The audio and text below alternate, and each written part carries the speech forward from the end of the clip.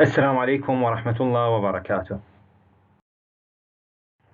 في هذه المحاضرة راح أتحدث عن موضوع Determining Toe Bearing Resistance of the Pile Foundations، حساب قابلية تحمل قاعدة الركائز الجاهزة. طبعا سبق وأن بينت بأن ال Pile Foundations هي prefabricated long slender structural members driven into the ground، وهاي ال prefabricated piles can be classified into different types. توجد بأنواع مختلفة، منها timber piles الركائز الخشبية، الكونكريت بايلز الركائز الخرسانية، الستيل بايلز الركائز الحديدية، الكومبوزيت بايلز الركائز المركبة اللي تتكون من أكثر من مادة، مثلا كونكريت ستيل أو كونكريت بلاستيك أو كونكريت تمبر إلى آخره. عملية حساب التو بيرنج ريزيستنس للبايل فاونديشنز هي مماثلة لعملية حساب البيرنج كاباسيتي للشلو فاونديشنز، واللي كانت تعتمد بالنسبة للشلو فاونديشنز للأسس السطحية على التيرزاغي إيكويشن. لكن استخدام التيرزاغي إيكويشن لحساب التو بيرنج ريزيستنس of البايل فاونديشنز غير ممكن لمجموعة من الأسباب ألخصها بثلاث نقاط رئيسية. النقطة الأولى، البيرنج كاباسيتي أناليسيز للأسس السطحية shallow foundations هي تفرض بأن نوع الفشل اللي يحدث أسفل قاعدة الركيزة السطحية هو general shear failure، وgeneral shear failure يفرض بأن التربة هي incompressible، والشير ستريسز الإجهادات اللي تتولد أسفل قاعدة الركيزة عادة ما تتجه نحو الجراوند سيرفيس. بالركائز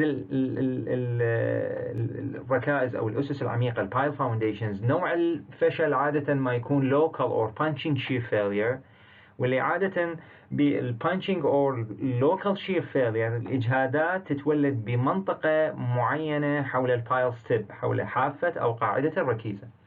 هذا الاختلاف الأول، بأن shallow foundations عادة ما تكون محكومة بالgeneral shear failure، في حين البايل foundations تكون محكومة بالlocal or punching shear failure.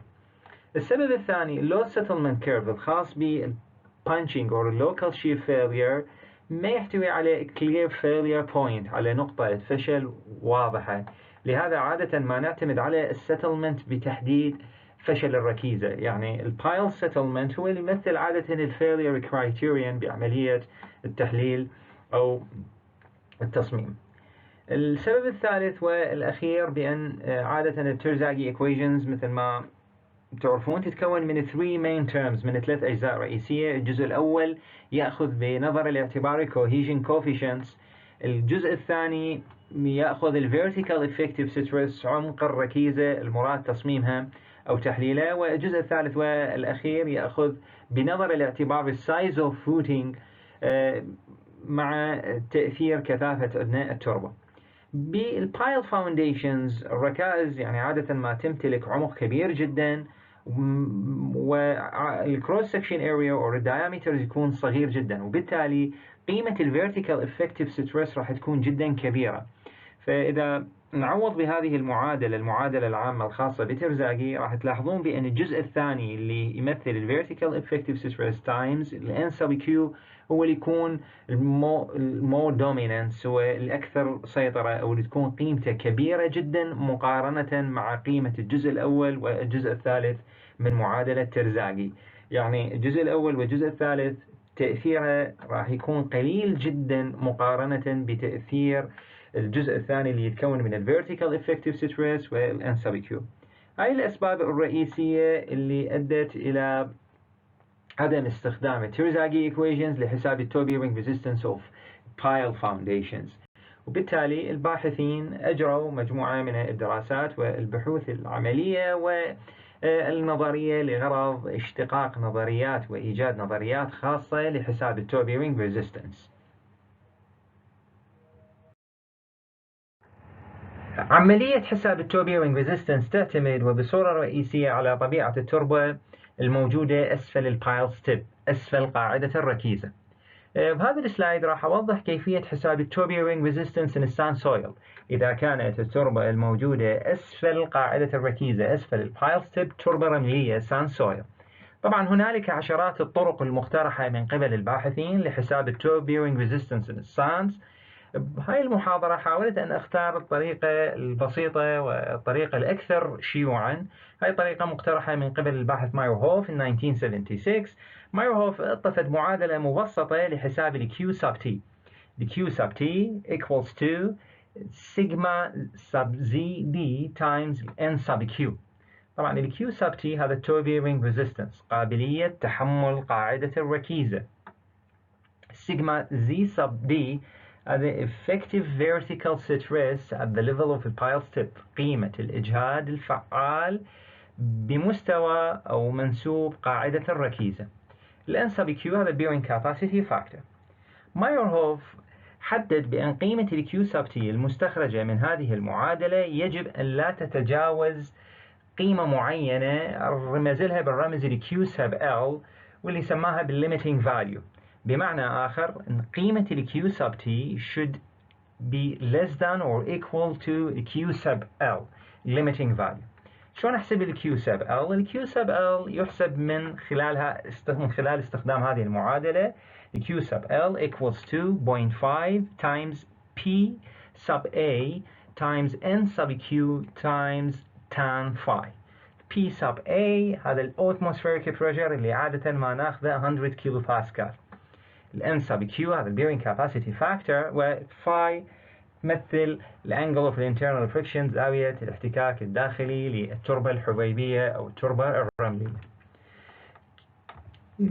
كيفية حساب ال N sub Q مثل ما وضحت بين ال N sub Q هذا ال bearing capacity factor، وعادة ما يحسب بدلالة friction angle، بدلالة زاوية الاحتكاك الداخلي.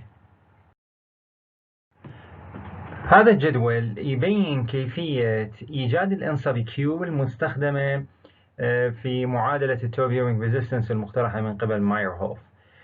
طبعا يتم إيجاد ال N sub Q بدلالة phi، بدلالة ال angle of the internal friction، وهذا الجدول يعطينا يعني رينج يتراوح لقيمة ال phi من 20 إلى 45، وقيمة ال N sub Q تتراوح من 12.4 إلى 930. ناخذ مثال يوضح كيفية حساب ال toe bearing resistance in sand soils. بهذا المثال عندنا pre-stressed concrete piles. بعد المقطع العرضي لل pre-stressed concrete piles 40 سنتيمتر، تم تنفيذه بعمق 19 متر داخل soil profiles الموضح أمامكم في هذه الصورة. المطلوب حساب toe bearing capacity of the pile. مثل ما تلاحظون بأن الجزء السفلي للركيزة تم تنفيذه بwell graded sand soil، كثافة sand soil 18.2، الانجل of internal friction 36، وأيضا مطينا منسوب المياه الجوفية ground water table at depth 3 متر. راح استخدم طريقة مايرهوف إيجاد toe bearing resistance. مايرهوف اقترح المعادلة الرئيسية ل Q sub T equals to vertical effective stress times N sub Q.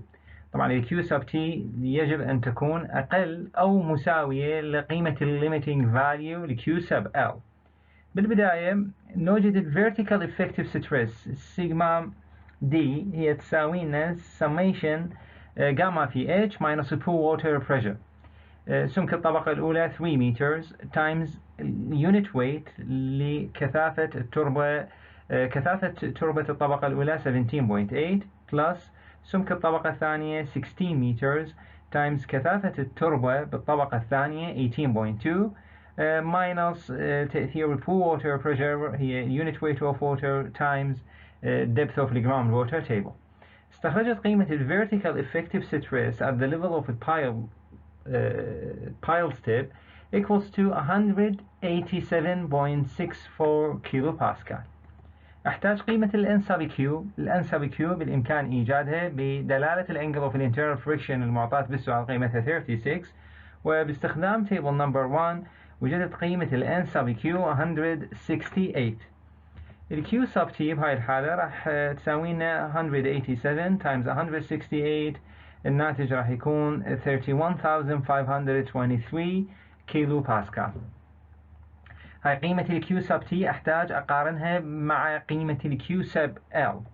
ال Q sub L مثل ما وضحت قيمة ال limiting value هي مساوية ل 0.5 times the atmospheric pressure اللي قيمته 100 times ال n sub q اللي استخرجتها قيمتها 168 times tan phi هنا 36 معطاة بالسؤال. فقيمة limiting value كانت مساوية ل 6102 كيلو باسكال. بالمقارنة مثل ما تلاحظون بأن قيمة ال Q sub T هي أكبر بكثير من قيمة ال Q sub L، وهذا يعني يعتبر not okay. فأحتاج أن أساوي قيمة ال Q sub T بقيمة ال limiting value ل Q sub L. قيمة ال Q sub T equals to Q sub L and equals to 6102.96 كيلو باسكال. هاي ال Q sub T تمثل ال toe bearing resistance. بالسؤال المطلوب ال toe bearing capacity أي قيمة الحمل. فال P sub T هو يمثل ال toe bearing resistance times ال A sub T. ال A sub T هذا ال cross section area مساحة المقطع العرضي. عندنا ال cross section area مربعة بأبعاد 0.4 times 0.4، فمساحة المقطع العرضي راح تكون 0.16. ال P sub T toe bearing capacity النهائية تكون مساوية ل 976.5 كيلو نيوتن. ننتقل إلى الحالة الثانية، كيفية حساب ال toe bearing resistance in clay soils. إذا كانت التربة الموجودة أسفل قاعدة الركيزة تربة طينية. أيضا مايرهوف اقترح معادلة عامة لحساب ال Q sub T للكلي سويلز. هاي المعادلة مثل ما موضحة أمامكم، ال Q sub T equals N sub C times ال S sub U. ال S sub U يمثل ال undrained shear strength، قابلية تحمل التربة الطينية لقوى القص. طبعا هاي التربة تمتد من البايل ستيب من أسفل قاعدة الركيزة إلى عمق 2B below the base of the pile، إلى عمق 2B. طبعا ال B هو يمثل قطر الركيزة أو عرض قاعدة الركيزة. ال N sub C هذا bearing capacity factors، ويحسب عادة بدلالة ال S sub U بدلالة الشير strength. ومايرهوف أعطى 3 قيم رئيسية لقيمة ال N sub C. ال N sub C equals to 6.5 إذا كانت قيمة ال undrained shear strength للتربة الموجودة أسفل قاعدة الركيزة قيمتها 25 كيلو باسكال. ال N sub C equals to 8 إذا كانت قيمة ال undrained shear strength 50 كيلو باسكال. والقيمة الثالثة والأخيرة هي 9 إذا كانت قيمة ال undrained shear strength greater than or equal to 100 كيلو باسكال. للintermediate values للقيم الوسطية نستخدم عادة linear interpolation. ناخذ مثال يوضح كيفية حساب ال toe bearing resistance in clay soils. بهذا المثال عندنا pre-stressed concrete pile. أبعاد المقطع العرضي لل pre-stressed concrete piles 50 سنتيمتر. تم تنفيذ هذه الركيزة بعمق 10 متر بتربة saturated clay layer، بتربة طينية مشبعة. طبعا قيمة الشير سترينث لهذه التربة كانت مساوية ل 135 كيلو باسكال. المطلوب حساب ال toe bearing capacity of the pile، حساب قابلية تحمل قاعدة الركيزة. راح استخدم القانون يعني المقترح من قبل مايرهوف اللي يشير بأن قيمة ال Q sub T equals to N sub C times undrained shear strength. طبعا ال undrained shear strength قيمتها 135 كيلو باسكال، هاي معطاة بالسؤال. وقيمة ال N sub C تعتمد على قيمة ال S sub U ال undrained shear strength. عندنا بالسؤال قيمة ال undrained shear strength 135 كيلو باسكال، هي أكثر من 100، بالتالي قيمة ال N sub C equals to 9. عوضت بالمعادلة الرئيسية 9 times 135 راح تكون قيمة ال Q sub T 1215 كيلو باسكال. هاي قيمة toe bearing resistance. المطلوب toe bearing capacity، أجي أضرب ال Q sub T بال cross section area. طبعا 1215 ال cross section area دي square، أبعاد المقطع العرضي 0.5، 0.5 times 0.5 0.25، بالتالي ال P sub T equals to 303.75 كيلو نيوتن. لهنا أنا أختم هذه المحاضرة. إذا كان عندكم أي سؤال أو استفسار نتواصل لاحقا إن شاء الله عن طريق التليجرام أو جوجل كلاس روم. شكرا جزيلا.